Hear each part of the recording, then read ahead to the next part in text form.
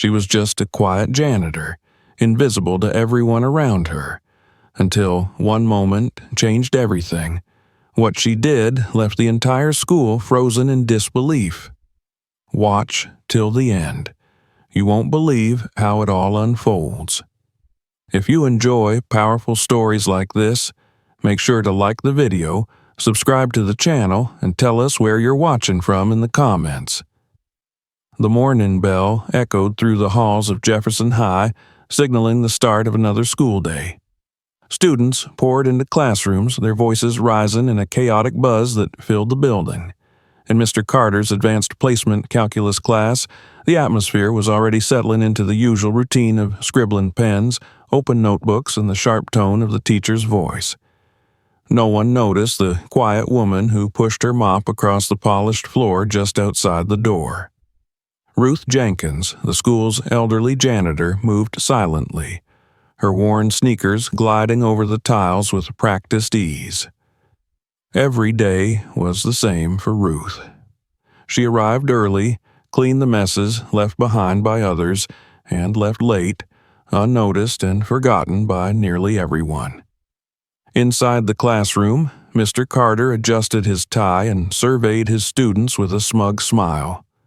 Known for his sharp wit and need to be the center of attention, he thrived on the energy of being admired, or at least feared, by his students. Today, though, he was restless. The students had been struggling for a week with a single calculus problem he had given them. No one had solved it yet, and the frustration in the room was beginning to dull the sense of superiority he enjoyed. His gaze drifted toward the door where Ruth was mopping. A glint of mischief lit up his eyes. He straightened up and cleared his throat. "Class," he announced, his voice thick with sarcasm, "since none of you seem capable of solving this simple problem, maybe Ruth can help us out." He gestured grandly toward the chalkboard, where the complex equation sat like a mocking puzzle no one had managed to crack. The students erupted into laughter. Heads turned toward Ruth, who paused mid-swipe, her mop dripping slightly onto the floor. She blinked, unsure if she had heard correctly. "Come on, Ruth," Mr. Carter continued, grinning. "I'm sure you've seen enough math around here. Why don't you show the class how it's done?" The laughter grew louder, some students exchanging gleeful glances. A few even leaned back in their chairs, ready to enjoy the spectacle of humiliation they expected would follow. After all, Ruth was just a janitor, old, quiet, and invisible. For a moment, Ruth stood still. She tightened her grip on the mop, her mind racing. The sting of their laughter washed over her, familiar and bitter. She had lived a life of being overlooked, underestimated, made to feel small. They saw only the uniform, the mop, the age. They didn't see the woman behind it all. Slowly, she set the mop aside. The room fell into a hushed anticipation. Students sat up straighter, craning their necks to see what she would do. Some nudged each other, smirking, expecting her to back away, to mumble an apology and retreat with her head bowed. But Ruth Jenkins wasn't going to retreat. With a quiet determination, she stepped forward. Her sneakers squeaked softly against the linoleum as she walked to the front of the room. The chalk sat waiting in the tray beneath the blackboard, a slender piece barely longer than her palm. She picked it up with fingers calloused from years of work but still steady. The room held its breath. Ruth stood before the blackboard, studying the tangled web of numbers and symbols. Her face, lined with years of quiet perseverance, was unreadable. Her eyes darted across the equation, analyzing, breaking it down piece by piece. A few students snickered, unable to contain themselves. Mr. Carter leaned against his desk, arms crossed, a smirk tugging at the corners of his mouth. They all expected her to fail. The chalk touched the board. A single line appeared, then another. Ruth moved with surprising confidence, her hand gliding over the surface with a fluidity that belied her age. Each stroke of chalk was precise, deliberate. The snickers faded into puzzled silence as the students watched her work. She wasn't fumbling. She wasn't guessing. She was solving. Step by step, line by line, Ruth dismantled the impossible problem. Her mind, sharp as ever despite the years of neglect and hardship, worked through the calculus with a speed and clarity that left the room frozen. Mr. Carter's smirk faltered. Whispers spread through the classroom like ripples across a pond. Mouths hung open, eyes widened. By the time Ruth stepped back, the equation, the one that had stumped the brightest students in the class, was solved. Not just answered, but elegantly, flawlessly completed. For a heartbeat, no one moved, no one breathed. The chalk dropped from Ruth's hand, tapping softly against the tray, and still the room stayed silent. The janitor, the woman they had laughed at, had just achieved what none of them could. She turned, her face calm, betraying none of the turmoil she felt inside. She met Mr. Carter's stunned gaze without flinching, then offered a small, almost imperceptible nod. Without a word, Ruth Jenkins walked back to her mop, picked it up, and resumed her work as if nothing had happened. Behind her, the classroom remained frozen, the laughter long gone, replaced by a silence heavy with something new, awe, shame, and a dawning respect. The bell rang, signaling the end of the period, but no one rushed to leave. They sat there, stunned, processing what they had just witnessed, and in that moment, Ruth Jenkins, the woman they had seen as invisible, had made herself unforgettable. The room was still unnaturally quiet long after the bell had rung. Students slowly packed their bags, exchanging wide-eyed glances, whispering under their breath. Mr. Carter remained by his desk, arms now uncrossed, his expression blank as he watched Ruth mop her way out of the classroom as if nothing remarkable had occurred. But something had changed, something irreversible. By the time the next class shuffled in, the story was already spreading through the halls like wildfire. Whispers about the janitor who had solved the impossible problem buzzed from locker to locker, and by lunch, Ruth Jenkins was no longer invisible. The next day, Ruth resumed her routine as usual. She pushed her cleaning cart down the familiar hallways, mopped the floors, wiped down the windows. She kept her head down, not acknowledging the curious stares she now received. Students who would have once brushed past her without a glance now watched her with wide, respectful eyes. Some even moved aside to let her pass, a courtesy she hadn't been granted in years. In Mr. Carter's classroom, the atmosphere was strained.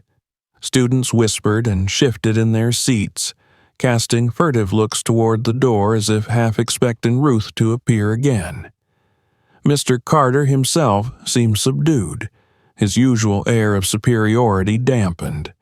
He tried to begin the lesson as normal, but the words caught in his throat. The problem from the day before still sat on the chalkboard, Ruth's flawless solution staring him in the face. Reluctantly, he turned to the board, erased it, and launched into a new topic, avoiding the students' questioning eyes. Later that week, during third period, Ruth passed by Mr. Carter's open classroom door. She didn't intend to stop. She never did. But today, something made her pause. Inside, Mr. Carter was once again struggling to maintain control of the class. The students were distracted, unfocused. One boy leaned over to his friend and whispered loudly enough for Ruth to hear. Bet Ruth could solve this one too. Laughter rippled through the room, but it wasn't mocking this time. It was admiring. Mr. Carter flushed, his face reddening. His eyes found Ruth standing in the hallway. For a moment, they stared at each other, and then, to everyone's astonishment, he waved her in. "Ruth," he said, his voice tighter than usual, "would you mind taking a look at this?" A hush fell over the classroom. Ruth hesitated. She hadn't sought this attention. She didn't crave the spotlight. But she understood what was happening. This wasn't a joke anymore. It wasn't mockery. It was something closer to genuine curiosity, maybe even respect. Slowly, she entered the room. Mr. Carter stepped aside, allowing her a clear path to the board. The problem he had written this time was simpler than the one before, but still challenging. Ruth picked up a piece of chalk and, without fanfare, set to work.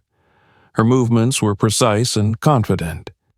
In a few short minutes, she solved the problem cleanly, logically, leaving no room for doubt. When she finished, she returned the chalk to the tray and turned toward the class. They stared at her, silent and awestruck. She gave a small, humble nod and left the room. Behind her, Mr. Carter said nothing. He didn't have to. The students' expressions said it all. Word spread even faster after that. Students who had once laughed at her now whispered her name with admiration. Some even speculated about her past.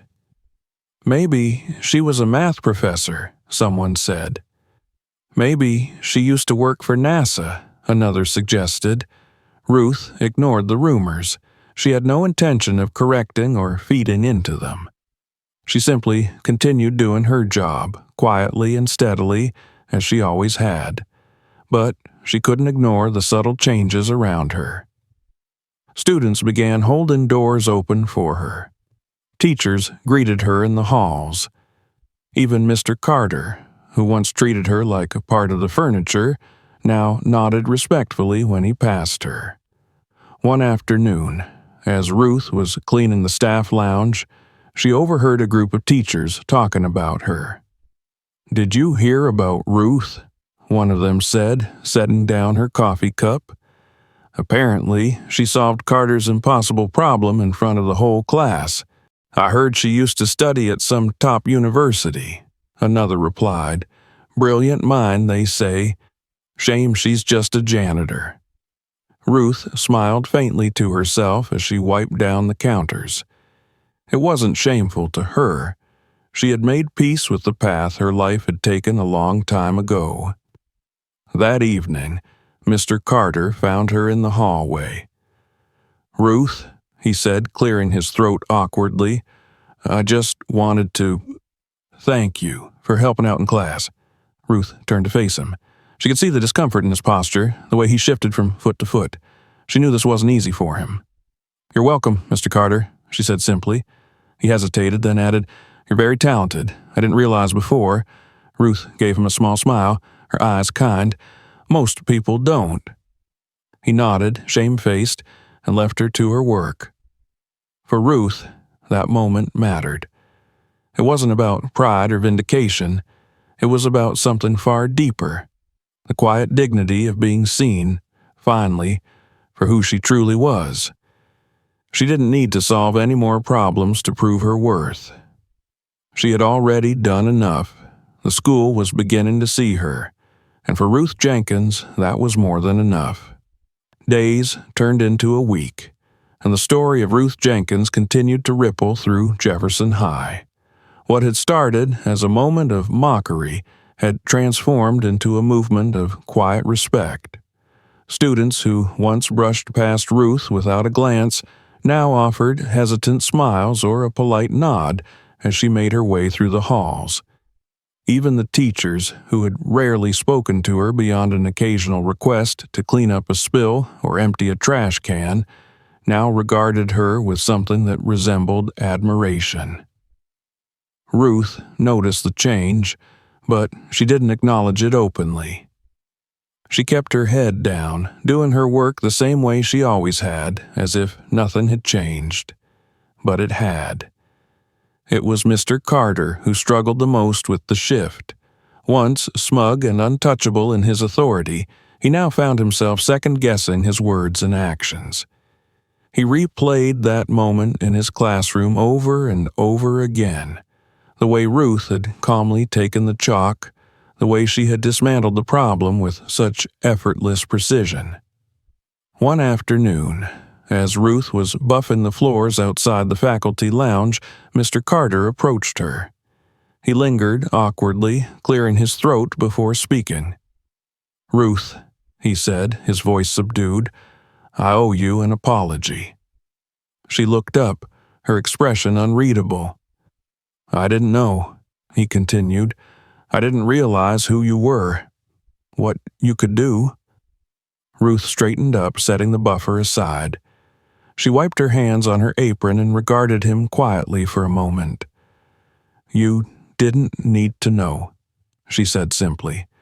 "It doesn't change who I am." Mr. Carter nodded, shame coloring his features. "Still, I was wrong to treat you the way I did." Ruth offered him a small, almost imperceptible smile. "Apology accepted, Mr. Carter." The words were genuine, but Ruth didn't need his apology to validate her. She had found peace within herself long ago. Later that day, while Ruth was cleaning the administrative offices, Principal Davis called her into his office. She hesitated at the door, unsure of what to expect, but his warm smile put her at ease. "Come in, Ruth," he said, motioning to a chair across from his desk. She sat down, folding her hands neatly in her lap.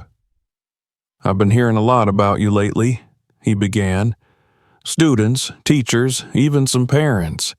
Everyone's talking about what happened in Mr. Carter's class." Ruth said nothing, waiting patiently. "I also learned a bit more about your background," he continued. "You were once on track to become a mathematician, weren't you?" Ruth nodded slowly. "A long time ago." Principal Davis leaned forward, his elbows resting on the desk. "We have an opening in the math department. It's a part-time position, helping with tutoring, mentoring students who need extra support. It's not a full teaching load, but we'd be honored to have you." For a long moment, Ruth said nothing. Her mind raced through memories, the long nights spent studying, the dreams she once had of becoming a professor, the sacrifices she had made for her family, the years spent cleaning floors while her potential gathered dust. The offer was tempting, so tempting. But then she shook her head, a gentle but firm refusal. "I appreciate it, Mr. Davis," she said, her voice steady. "Really, I do, but I'm where I'm supposed to be." He looked surprised. "Are you sure? You'd be amazing." "I'm sure," Ruth replied. "This is my place. I don't need a title or a classroom to make a difference." Principal Davis sat back in his chair, studying her. Finally, he nodded, a smile of genuine respect crossing his face. "If you ever change your mind," he said, "the offer stands." Ruth smiled back. "Thank you." As she left the office, she felt lighter somehow. She had faced the temptation to return to an old dream, but she realized that her worth wasn't tied to a title or a career path. It was in who she was every day, the quiet strength she carried with her. The students continued to treat her differently. Some asked her for help with homework, shyly approaching her in the halls. Others simply smiled and said hello. It wasn't about the math anymore. It was about who Ruth was. A reminder that every person had a story, that greatness could hide behind the most unexpected faces. Mr. Carter, too, changed. He no longer dismissed Ruth when he saw her. Instead, he treated her like a colleague, someone whose opinion mattered. Ruth accepted the new reality with grace. She hadn't sought their respect, but now that it was given freely, she accepted it not with pride, but with quiet dignity. She continued to mop the floors, wipe down the windows, and empty the trash cans. But now, when she walked through the halls of Jefferson High, she wasn't invisible anymore. She was seen, and that, more than any job offer or title, meant everything. The days that followed were unlike anything Jefferson High had ever seen. Ruth Jenkins, once a background figure that few had noticed, had become something else entirely. A symbol.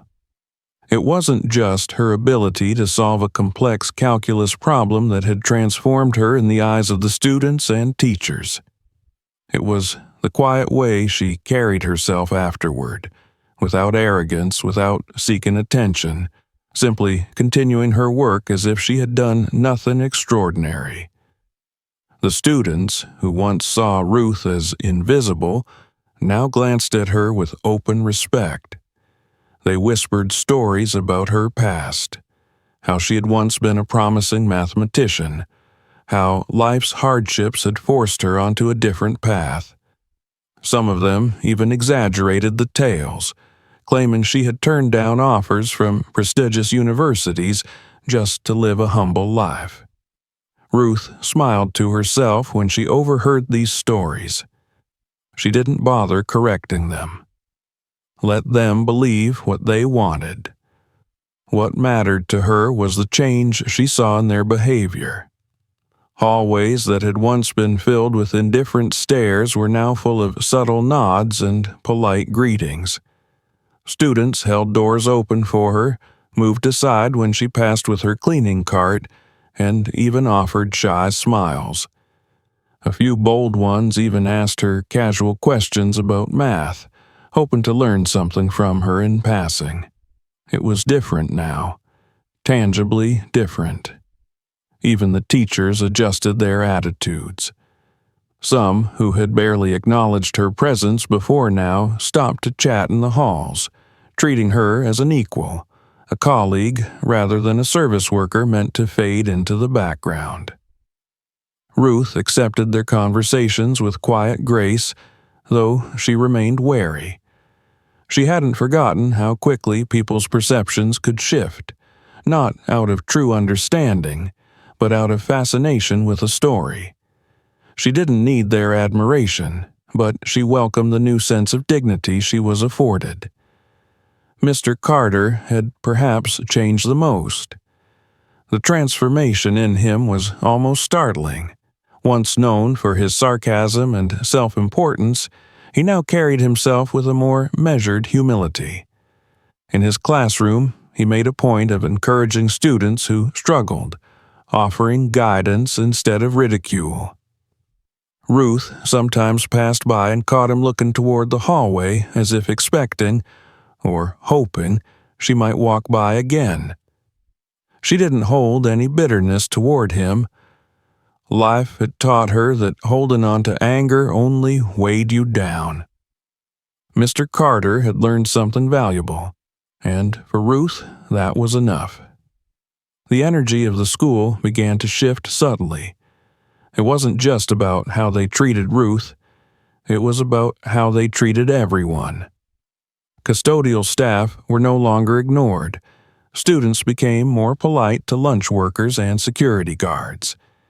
Teachers found themselves reassessing how they spoke to students who struggled, realizing that brilliance could be hidden beneath unexpected surfaces. Ruth's quiet influence spread without her having to lift a finger. One afternoon, as she polished the floors outside the cafeteria, a group of students approached her, textbooks in hand. "Mrs. Jenkins," one of them said shyly, "could you help us with this problem? We're stuck." Ruth set her polishing cloth aside and bent over the textbook, scanning the problem quickly. She pointed out a mistake in their work with gentle patience, guiding them step by step without condescension. The students listened intently, nodding, their faces brightening with understanding. When they finally got the right answer, they grinned at her, pure gratitude shining in their eyes. "Thank you," they said, almost in unison. Ruth smiled softly. "You're welcome. Remember, it's not about being perfect. It's about not giving up." They left, chattering excitedly, and Ruth returned to her work. But inside, something warm settled in her chest. It wasn't the pride of having impressed them. It was the satisfaction of having helped them see their own potential. Word continued to spread. Students who had never cared about math suddenly took an interest, hoping to catch a few words of advice from Ruth as she worked. Teachers who had overlooked students with struggles began offering extra help. The culture of Jefferson High was changing, and at the heart of it was the janitor who had once been invisible. Principal Davis noticed the shift too. He watched from his office as students interacted differently with each other, as teachers approached their roles with a new humility. He knew it wasn't the result of any school policy or assembly. It was Ruth Jenkins. Without intending to, she had taught them all a lesson they hadn't known they needed: respect, dignity, and the understanding that greatness could live behind any face, in any uniform. One morning, as Ruth emptied the trash bins in the teacher's lounge, she found a small envelope resting on the table addressed to her. She opened it carefully and found a simple card inside. On the front, it read, "Thank you for reminding us what truly matters." Inside, dozens of signatures filled the pages. Students, teachers, even some parents. Ruth closed the card, pressing it to her chest for a moment before slipping it into her apron pocket. She didn't need awards, titles, or promotions. She had something far more precious. She had respect. And, even more than that, she had shown the entire school that no one, no matter their job or appearance, was ever truly invisible, unless others chose not to see them. Jefferson High would never see her the same way again. And Ruth Jenkins walked the halls with a quiet confidence, knowing she had changed not just her own place in the world, but the hearts and minds of everyone around her. The weeks that followed only deepened Ruth Jenkins' quiet legacy at Jefferson High. The students had stopped viewing her simply as the janitor. Now they saw her for the strength, intelligence, and dignity she carried with her. Whispers of admiration followed her wherever she went, though Ruth never let the attention change who she was. She remained the same, steady, kind, and humble. It wasn't long before Principal Davis approached her again. One afternoon, as Ruth was sweeping near the front office, he waved her over, a thoughtful look on his face. "Ruth," he said gently, "we're organizing a special event, a district-wide assembly. They're asking for real-life success stories to inspire students. I want you to be one of the speakers." Ruth straightened, the broom still in her hand. She hesitated. "I'm not a speaker, Mr. Davis," she said quietly. "You don't have to be," he replied. "You just have to tell your story. You've already inspired everyone here without saying a word. Imagine what your voice could do." Ruth didn't answer immediately. The idea of standing on a stage, all eyes on her, filled her with a deep unease. She had spent so many years being invisible, blending into the background, and she wasn't sure she wanted to step into the spotlight now.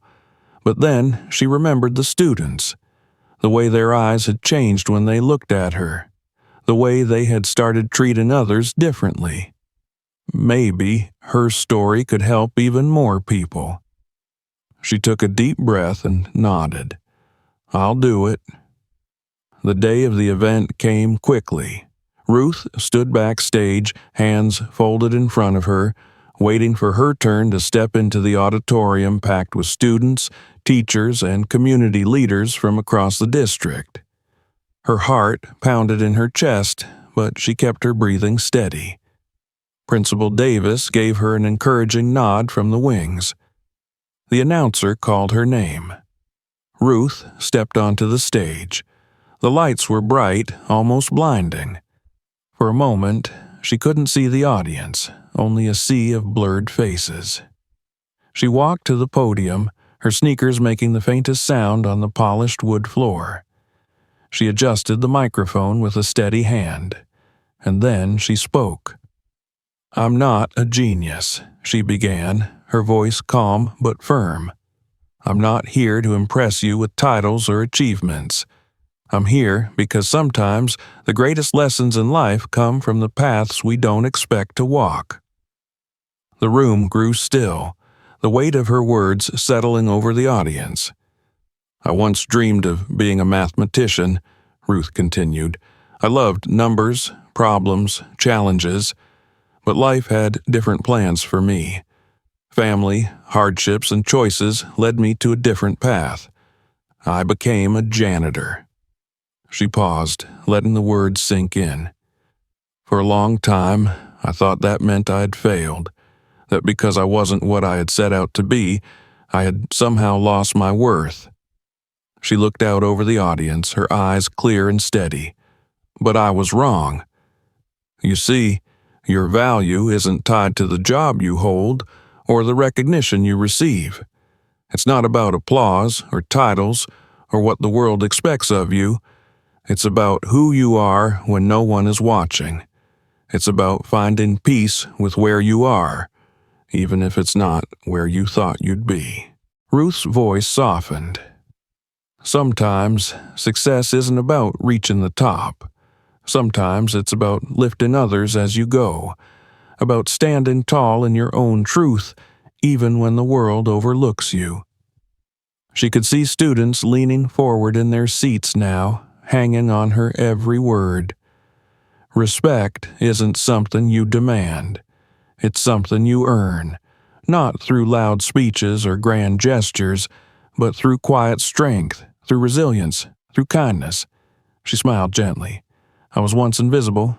Now I know that being unseen doesn't mean being unworthy, and neither does making a different choice for your life."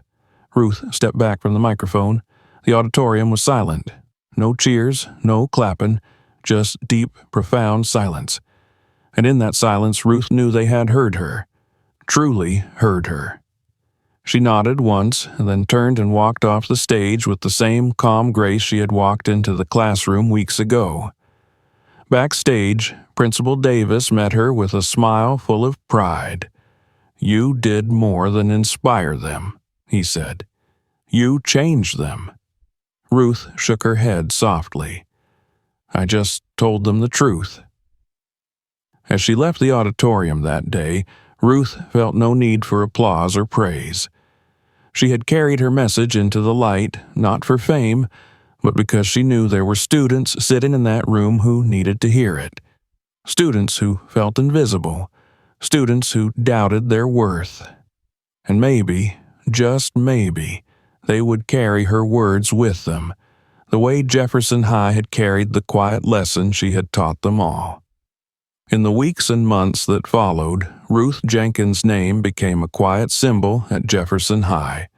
Not a legend based on flashy accomplishments or titles, but a reminder of resilience, humility, and hidden greatness. And Ruth? She continued to do her work, mopping floors and emptying trash cans, walking the halls with the same quiet dignity. But now, when students passed her in the hallway, they didn't just see the janitor. They saw a woman who had shown them what it truly meant to succeed. And, in their eyes, Ruth Jenkins was no longer invisible.